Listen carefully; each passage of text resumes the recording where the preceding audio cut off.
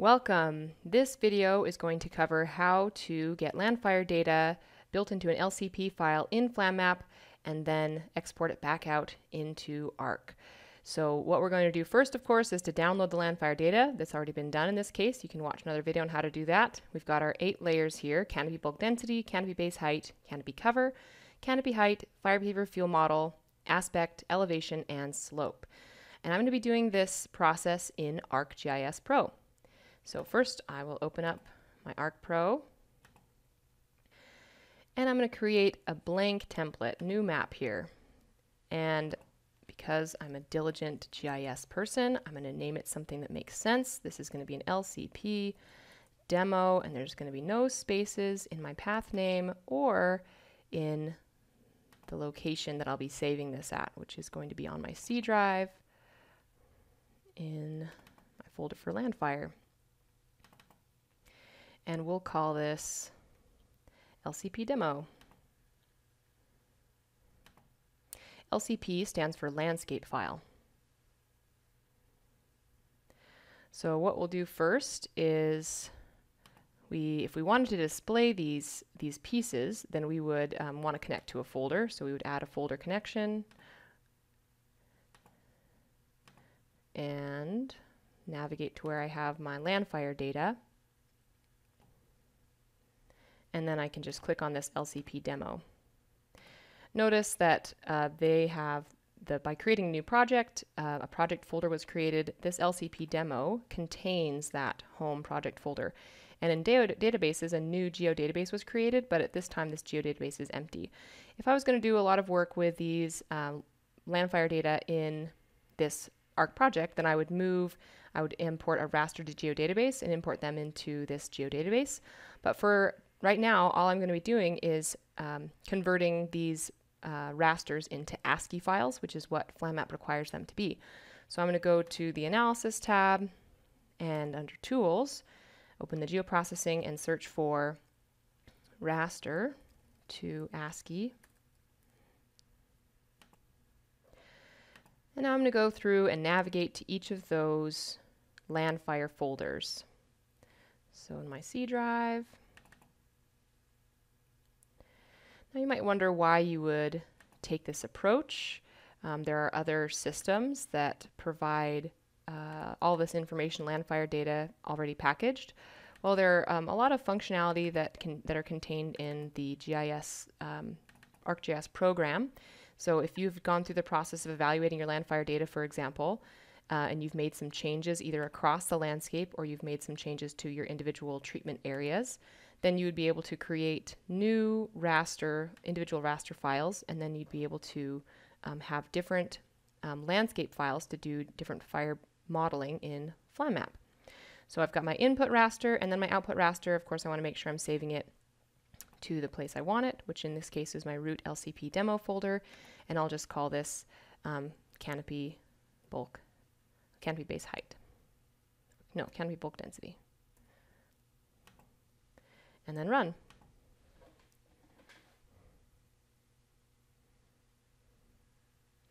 And then I'll go through and I'll do that for each of these 8 files. Note that if you just typed in here and changed the name, I found that it changes the extension from an ASCII to a TXT file. So I'm just going to continue to click that folder icon and make sure it saves as an ASCII. And notice this little exclamation point comes up because it's recognizing that it's already been created, and that it says that there's already a file that has that name, which is just fine because we're going to change to the next one anyway.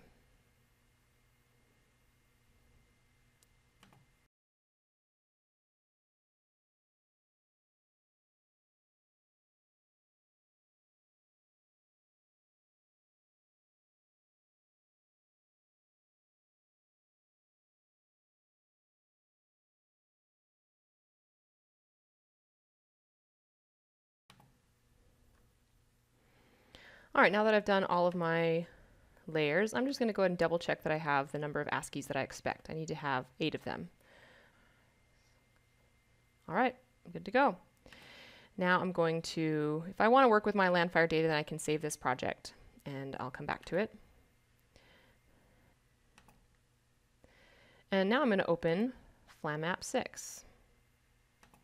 I'm going to go to Landscape, create Lcp file, and I'm going to start with putting in my required elements. Elevation, so first I'll navigate to my proper folder here. And DEM is elevation.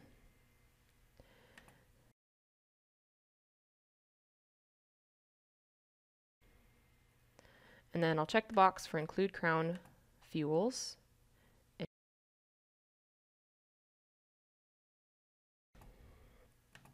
All right, now I have to add a projection file. This tells Landfire or FlamMap where these things exist. And notice that each of these files has a PRJ file associated with it. And so we'll click on one of those PRJ files.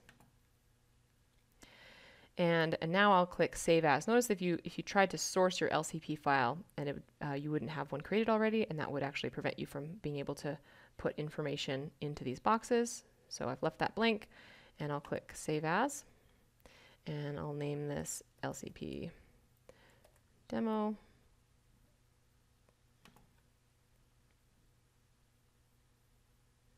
Oh, it entered in that folder.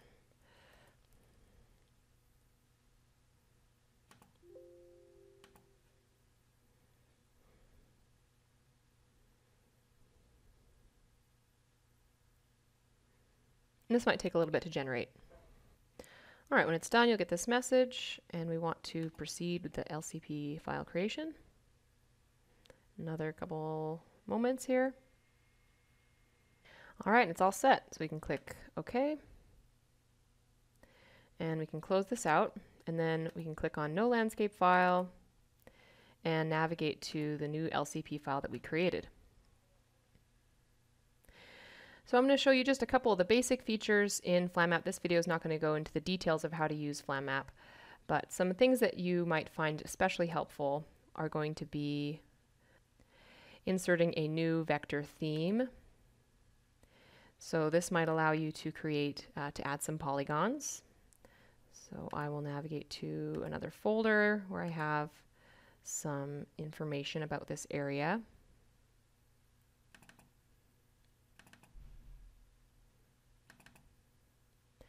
And I have some treatments in here. I have a project boundary and some treatments. So we'll add the project boundary for now. And here I have my project boundary, and it overlays on this map. If I didn't have the proper projection, then it wouldn't know where to put my, my treatment boundary. All right, so now let's run some quick fire behavior, and then we'll export and bring it back into Arc. So I'm going to click on Runs, and do a new FlamMap run, and we'll just call this run BBB test. And so BBB is the Brundage Bear Basin, which is the area that this project is focused on. And fuel moisture file, I can either add one or I can just create one. So if I click on this plus sign, I can just create a general fuel moisture file. I could ideally would look at Fire Family Plus to see what environmental conditions would bring upon certain types of fire behavior. So these are all the different fuel models that are found in this LCP file, and for each of those they have the same fuel moisture composition. Others have found that when really calibrating fire modeling, it might be helpful at some points to change the moisture of certain fuel models depending on the time of year. And so now I'm going to save this, and I'll save it into my demo folder. And we'll call it low fuel moisture, and it saves it as an FMS file. And then we'll close this, and it automatically navigates it to there, but we can also click on this ellipse button to find another one if we wanted to. And we've got some different wind speeds and directions. So again, I'd be hopefully informing this with current conditions or expected conditions, but for now we'll just put it with some generic information, and I might use gridded winds to get a little bit more accurate wind speeds. We'll just keep it for wind direction for now, and again changing my foliar moisture content, especially for crown fire calculations. And then I'm going to apply this. Oh, my name didn't stick. We'll actually call this BBB low fuel moisture. And I'll click apply. And notice the name over here changed. And I'm going to go to my fire behavior options, and we're just going to be doing the normal fire behavior output. We're not going to be doing minimum travel time, which is when we would be spreading fire across the landscape. So we're just going to be asking for some basic fire behavior output of flame length and rate of spread and crown fire activity. So I noticed that on the fire behavior tab, I didn't have the option to select basic fire behavior. I looked over here and realized I hadn't selected a crown fire calculation method. So you can select a crown fire calculation method. You can look into the literature about which one of those to select. Again, we're not going into the details about how to run this model, just how to import and export. So now I can go into fire behavior and have my selection options, and then I can click launch basic fire behavior. And the basic fire behavior launches relatively quickly. If you're doing a minimum travel time or treatment optimization, the time and the resources on your computer are a little bit higher, and I recommend that you save the work on your computer that you have before you do that, because sometimes things close. All right, so now we've got our output. So we've got lots of different things going on here. We've got some vector themes, and we can just double click these to turn them off and turn them on again. So here's our flame length and nice legend over there, rate of spread, crown fire activity. Well, we'd like to do some analysis about these different data layers in Arc. And so we're going to export these as an ASCII. And it saves as an ASCII file. And so what we can do is we'll call this, just put it in our LCP demo folder, and we'll call it BBB flame length. And what you'll find as you are doing lots of these is it's very important to distinguish between what makes each run different. So in this case, it's a BBB area. It's a low fuel moisture, and so I'm just going to be designated it that way. But and if you're going to be doing a lot of runs, make sure that you are creating a clear naming convention.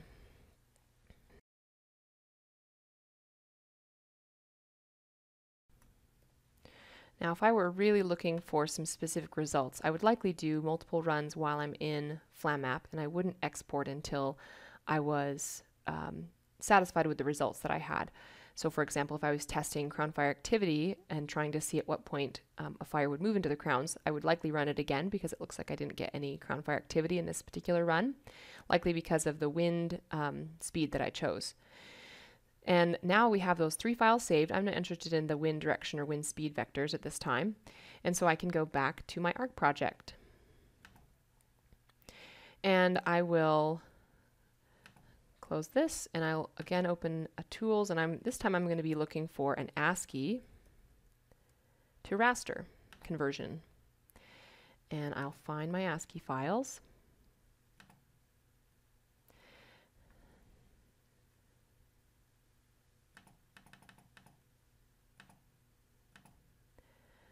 And I will name this, make sure it's in the right location.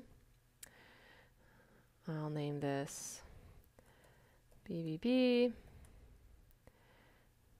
crown fire activity low, and the extension on this will be won't be an ASCII, so it's okay that it has the same name.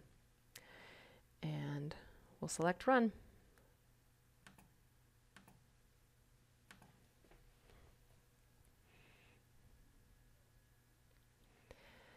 And it gets added to my map over here. And let's just go ahead and right click on that. Zoom to layer. And it looks like the layer converted just fine, but it has no idea where it's supposed to be on the Earth. So we need to define the projection. So I'm going to go into properties, go to spatial reference on the source tab, go to spatial reference, and notice how it's an unknown coordinate system. Yeah, so it doesn't know where its coordinates are. So I'm going to go ahead and just import the 3 of these for now, and then I will tell them where they all are while I have this tool open.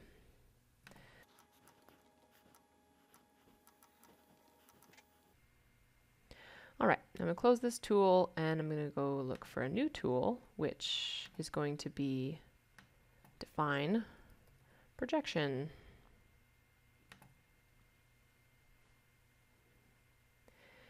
So my input data set, because it has that on the in the contents pane, it knows that I would likely be looking for that. And I'm going to click this world button. And I could navigate to it in here, but the easier option is to import it. So I'm going to go to import coordinate system, and I'll navigate to one of my Landfire files because that has the coordinate system already attached to it. Anyone will do. Just clicking the file itself. And it brings in the coordinate system that the Landfire data is on. And so let's test. Oh, we have to run it first. So notice how that rate of spread button moved, and now we can go to zoom to layer, and now it knows where it is on the world. So we'll do that with the other two as well. And it already remembers that that's the coordinate system that we're going to be working in, so we can click run. Make sure that it shows up. And our final one.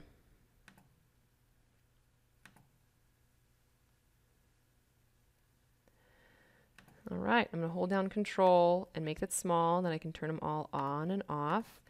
And here they are. So now I can do my detailed analysis in ArcPro, where I can combine rasters to look at different combinations of values. I can make some histograms. I can manipulate some of the data if I feel that there's areas that aren't represented well. So that's the process. Landfire data from Pro to FlamMap and back again.